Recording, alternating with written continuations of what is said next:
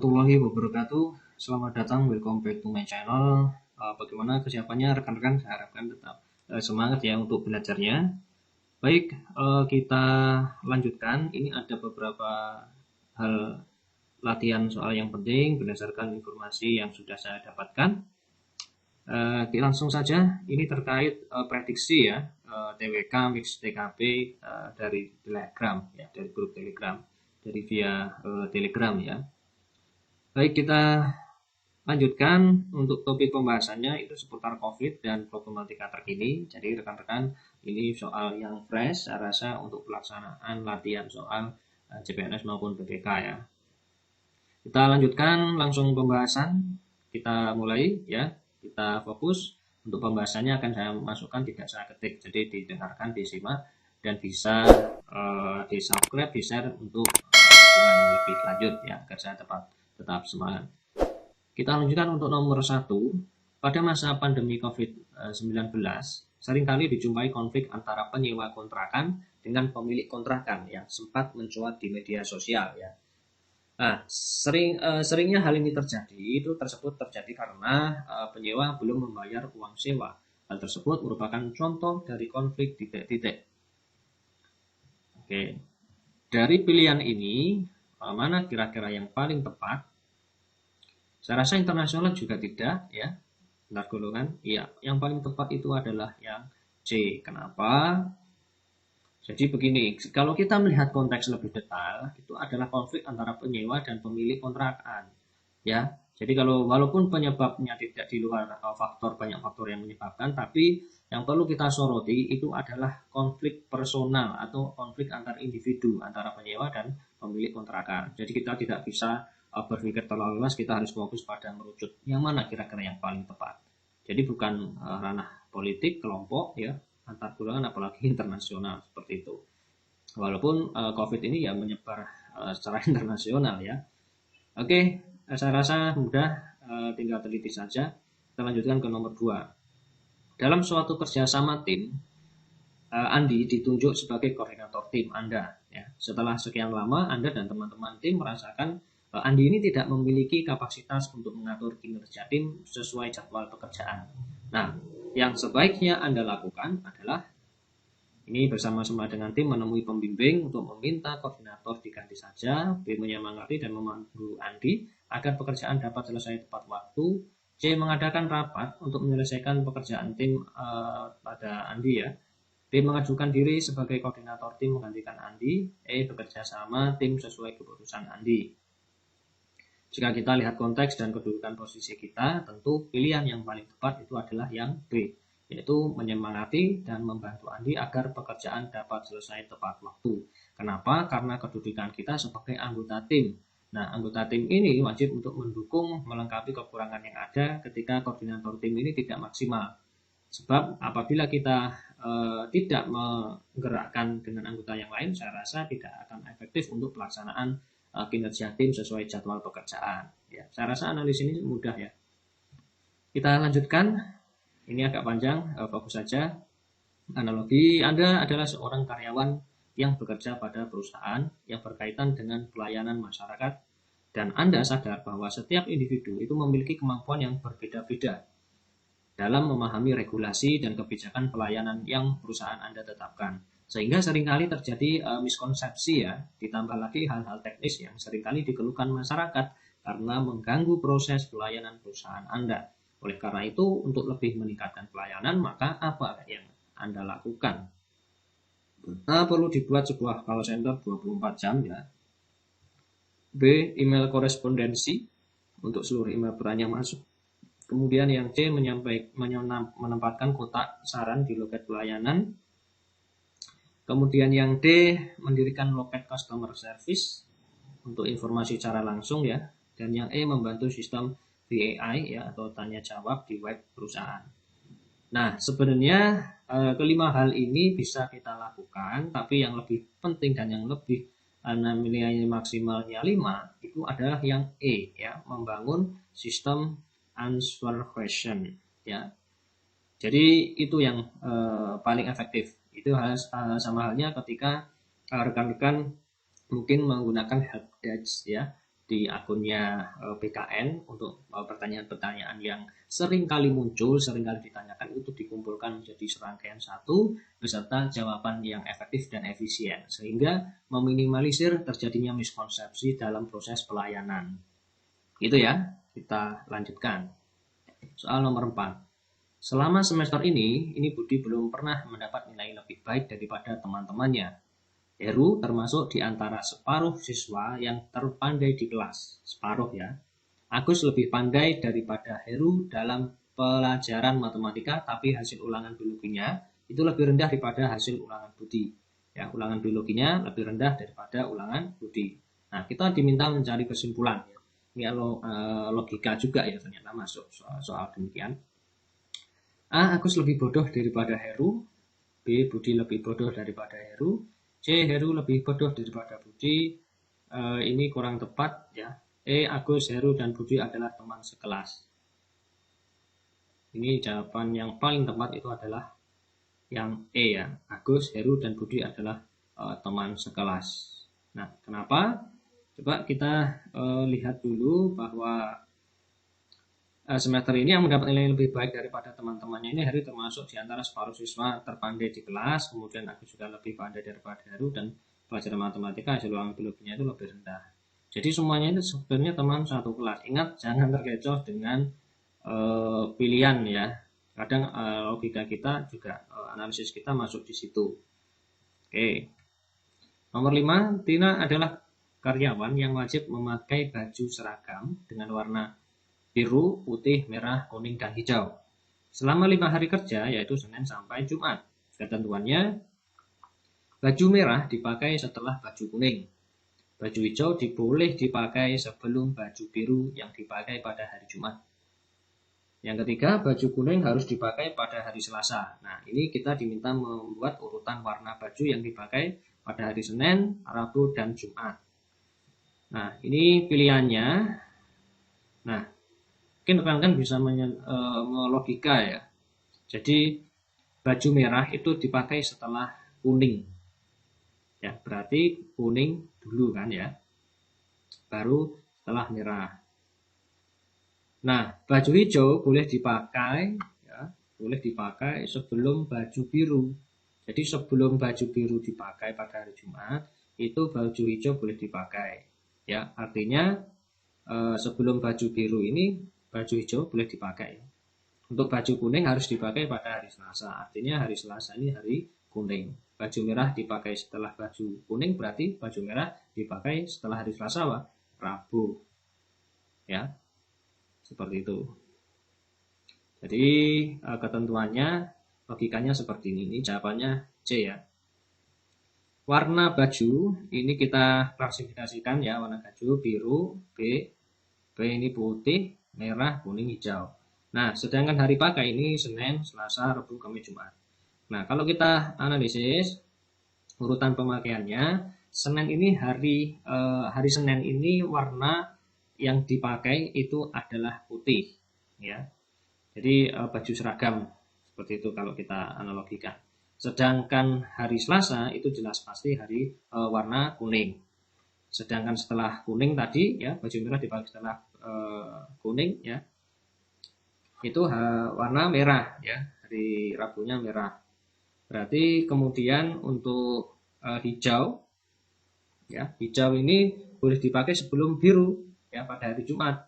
Jadi sebelum hari Jumat itu hari Kamis ya, berarti hijau ini hari Kamis, dan B ini untuk hari Jumat ya. Jadi karena yang ditanyakan Senin, Rabu, dan Jumat, maka yang paling tepat adalah putih, merah, dan biru. Ya, paham ya untuk analoginya, saya rasa gampang, tapi biasanya penyelesaian harus cepat karena waktunya terbatas kalau pelaksanaan SKD maupun SKP di CAT ya. Kita lanjutkan. Menurut Permendikbud nomor 103 tahun 2014, ini tentang pendidikan dasar ya dan menengah, terkait rencana pembelajaran dalam bentuk RPP itu dikembangkan secara rinci. Ini mengacu pada apa? Nah, ini sudah lebih menjorok ke SKB ya sebenarnya. Karena kalau di PPK bidang A, silabus, buku teks pelajaran, dan buku pengayaan. Oke, ini Prota Promes, JKIKD. D, D. Silabus, buku teks. E. Silabus, buku teks, buku panduan guru. Nah, ini biasanya sering keluar dan menjebak. Mana kira-kira yang paling tepat? Ini kita mengacu ke Permendikbud nomor 103 ya, di tahun 2014. Jadi yang paling tepat itu adalah E. Jadi dari silabus ya, memang merujuknya RPP itu dari silabus. Ingat, dari diturunkan ya, Prota, Promes, silabus, RPP. Setelah itu mencari sumber buku teks pelajaran dan buku panduan guru. Kalau buku panduan guru kan sekarang buku pegangan guru untuk yang tematik untuk guru ya, pegangan guru dan siswa. Seperti itu. Jadi saya rasa yang paling tepat itu yang E ya. Seperti itu. Kita lanjutkan untuk soal nomor 7. Pada kegiatan pembelajaran yang mengintegrasikan pendekatan saintifik dalam model pembelajaran berbasis proyek, aktivitas pembelajaran peserta didik pada tahap mengamati adalah A. Membuat desain proyek, B. Mengidentifikasi informasi. Ini per poin saja, langsung saya baca. C. Mengumpulkan informasi sesuai yang direncanakan. D. Menyampaikan progres proyek. Mengevaluasi kegiatan belajar. Ingat, mengamati ya, KKO, kata kerja operasional, mengamati. Jawaban yang paling tepat itu adalah yang B ya, mengidentifikasi informasi dari sebuah pernyataan atau sebuah teoritis ya. Seperti itu. Harus dihafalkan ya, termasuk taksonomi belum ya, itu juga dipelajari. Saya lanjutkan. Nomor 8. Kegiatan pembelajaran yang sesuai dengan penerapan pembelajaran berbasis penemuan. Pertemuan ini inquiry ya, penemuan saintifik. A. Peserta didik membuat suatu hipotesis atau dugaan ya, dugaan sementara untuk dianalisis dan dibuktikan. B. Peserta didik memecahkan masalah. C. Peserta didik berdiskusi dengan kelompok mengenai apa yang harus dilakukan. D. Membagi peran dan memecahkan masalah. E. Mengidentifikasi informasi. Ini berbasis penemuan. Jawaban yang tepat ini adalah yang A ya. Jadi membuat hipotesa untuk dianalisis dan dibuktikan, karena penemuan itu seperti itu. Apa yang ingin dilakukan dan dilaksanakan itu harus ada pembuktian untuk sebuah penemuan ya. Itu adalah riset, mini riset ya, untuk saintifik seperti itu. Kita lanjutkan untuk nomor 9. Pada kegiatan pembelajaran yang mengintegrasikan pendekatan saintifik dalam model pembelajaran berbasis masalah, aktivitas pembelajaran peserta didik pada tahap mengasosiasikan ya. Ini adalah A. Peserta didik mengevaluasi kesalahan dalam pemecahan masalah. B. Melakukan penyidikan untuk pemecahan masalah. C. Mengumpulkan informasi. D. Menarik kesimpulan. E. Peserta didik memberikan saran. Nah, yang paling tepat untuk mengasosiasikan ini adalah yang D ya, menarik sebuah kesimpulan, karena sudah tingkat mengasosiasikan. Kita lanjutkan. Ketika mengintegrasikan pendekatan saintifik ya dengan model pembelajaran penemuan, discovery listening, kegiatan mengasosiasi pada pendekatan saintifik pertama kali dilakukan pada fase simulasi atau pemberian simulasi. B. Problem statement ya. C. Data processing atau pengolahan data. Kemudian yang D ini data collection atau pengumpulan data. Dan yang E ini adalah data analysis. Mana kira-kira yang paling tepat?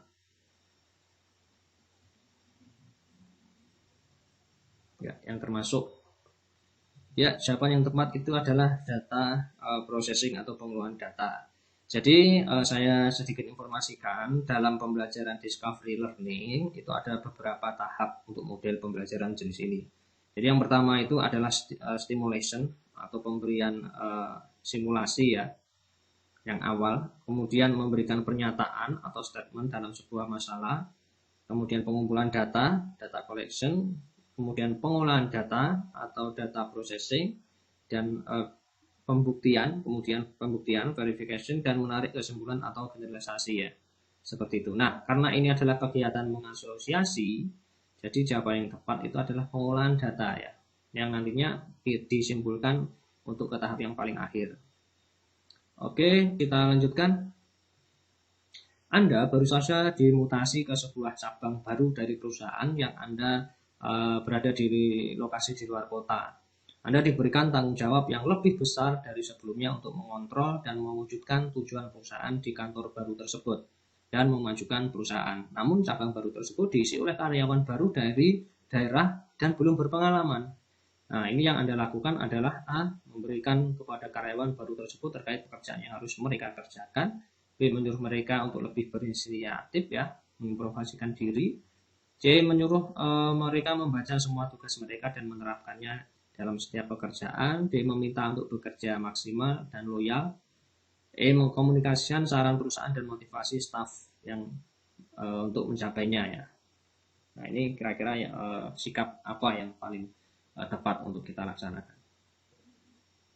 Ya, jawaban yang tepat itu adalah E ya, untuk mengkomunikasikan sasaran perusahaan dan motivasi staf saya untuk mencapainya. Jadi silahkan dirembukan dalam diskusi sharing session untuk mengkomunikasikan target capaian apa yang diinginkan di perusahaan itu.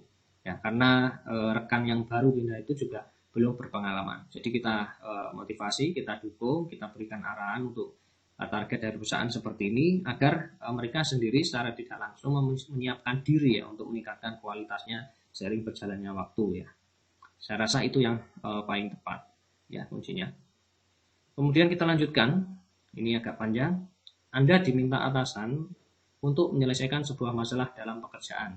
Karena atasan Anda itu menilai Anda karyawan yang mampu mengatasi dengan baik dan efektif. Namun ketika di tengah jalan, penyelesaian yang Anda berikan terhadap permasalahan tersebut itu sedikit kurang optimal untuk memberikan solusi terbaik seperti yang diharapkan perusahaan. Maka yang Anda lakukan adalah A. Memberikan cara yang paling efektif dari penyelesaian sebelumnya. B. Saya akan mengubah solusi yang ada dan membuat penyelesaian baru. C. Saya meminta atasan untuk memberikan saya waktu untuk memikirkannya. D. Mengembalikan tugas tersebut kepada atasan untuk dilimpahkan kepada karyawan lain. Saya melakukan modifikasi atas keputusan tersebut. Ya, terkadang modifikasi kecil sudah cukup. Nah, dari kalimat jawaban mana yang paling tepat?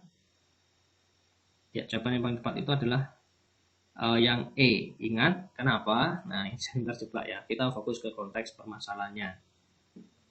Jadi, Anda sudah menjalankan proyek yang sudah diberikan oleh atasan, namun karena suatu hal di tengah jalan, ya, itu ada permasalahan dan sedikit kurang optimal. Tentu kalau sedikit kurang optimal itu harus pemberian solusi terbaiknya perlu ada modifikasi sedikit juga ya. Kalau kita rombak semuanya, saya rasa ini juga tidak akan efektif nantinya karena sudah berjalan dan sudah terlaksana. Jadi saudara bisa melakukan modifikasi atas keputusan tersebut ya dengan mengubah sesuai apa yang untuk memberikan solusi yang terbaik tentunya. Gitu. Kemudian untuk soal nomor 13, berikut ini kegiatan yang dilakukan guru pada saat siswa mempresentasikan hasil diskusi kelompoknya, kecuali, nah ini pada saat siswa presentasi ya. A. Memandu jalannya presentasi dan hasil penemuan dan melemparkan ke kelompok lain untuk menjawab. B. Menyerahkan sepenuhnya kepada siswa tentang jalannya presentasi hasil penemuan. C. Memandu jalannya presentasi hasil penemuan dan memberikan umpan balik. D. Memberikan simpulan tentang hasil presentasi kelompok yang maju. Iya, jawaban yang tepat adalah menyerahkan sepenuhnya kepada siswa tentang jalannya presentasi hasil penemuan. Kenapa? Kita sudah pakai student center, ya, bukan teacher center. Artinya setiap proses pembelajaran, setiap proses presentasi diskusi itu diserahkan sepenuhnya kepada siswa, sehingga guru hanya perlu memantau saja, ya. Jadi kita bisa tahu bagaimana presentasi itu bisa menghasilkan sebuah hal-hal baru yang akan disampaikan oleh teman-teman yang lain ke antara kelompok, seperti itu. Kita lanjutkan soal nomor 14. Dalam berinteraksi dan bersosialisasi, manusia itu membutuhkan kontak atau hubungan dengan manusia lain. Jadi harmonisasi hubungan manusia dengan lainnya itu membutuhkan aturan atau ketentuan yang disebut dengan norma. Nah, hal ini dinyatakan oleh Isworo Hadiwiono yang mengartikan norma sebagai A. Suatu aturan dan kumpulan harapan masyarakat agar dapat memandu tindak atau perilaku para anggotanya. B. Merupakan gambaran mengenai apa yang diinginkan suatu tersebut pantas dan juga baik, sehingga anggapan baik serta butuh untuk dihargai itu sebagaimana mestinya. C. Sebagai perangkat agar hubungan yang terjadi antara manusia dalam kehidupan masyarakat dapat berjalin dengan baik. D. Merupakan sebuah perintah yang secara tidak personal serta anonim. Ya, ini langsung saya tunjukkan jawabannya. Sebagai sebuah petunjuk atau aturan hidup guna memberikan panduan dalam bertindak yang mana itu boleh dilakukan dan hindari atau yang dilarang. Coba rekan-rekan selain belajar terkait TWK atau TKP, ya, rekan-rekan perbanyak khasanah teoritis keilmuan berdasarkan para tokoh atau para peneliti ya. Biasanya para tokoh itu sendiri menyimpulkan atau mengartikan sesuatu itu dengan definisi ya, dengan penjelasan yang lebih lanjut. Nah, itu silahkan tokoh-tokoh pendidikan ya, kemudian itu bisa dikaji kembali ya, dikaji kembali seperti itu. Jadi nantinya dalam pelaksanaan itu tidak kaget seperti itu. Oke ya, kita lanjutkan untuk soal 15. Jika di silabus ada diksi atau pilihan kata ya, memecahkan masalah sampah, maka itu dapat ditemukan pada komponen silabus mana? Materi, KD, kegiatan, tujuan pembelajaran, iya, atau indikator.